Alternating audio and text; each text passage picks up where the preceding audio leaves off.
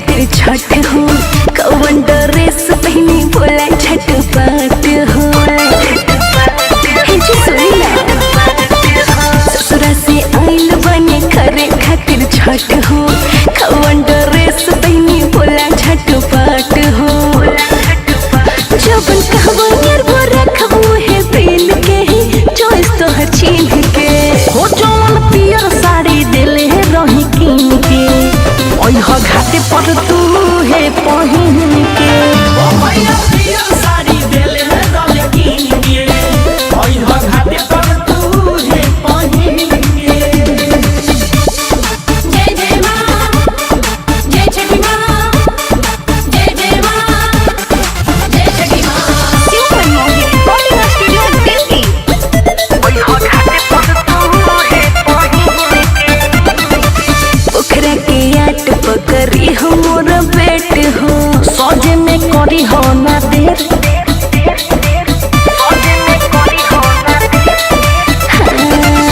अर्घ के बहाने खोलम तोहरा से भेंट हो। आ गई हई हवा सबेर। 10 मिनट रुका और गिन के खुशतनी पीन के।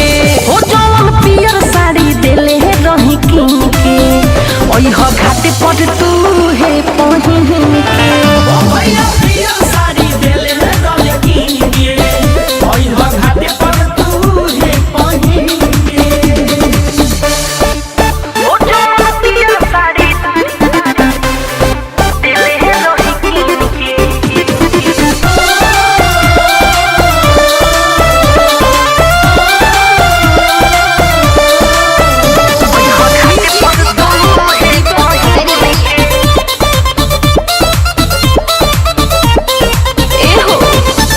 लोग संगे कहीं जई हो जो न चल हो।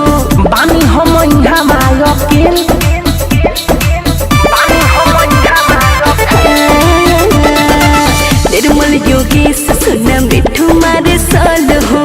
होई ना कमनो झमेल, कि मोबाइल में खट पोके सीन के फोटो लिहा दिन के। हो जौन पियर साड़ी देले है रही कीन के, ओह घाटे पर तू है पहिन के। ओ भैया पियर साड़ी देले है रही कीन के, ओह घाटे पर तू है पहिन के।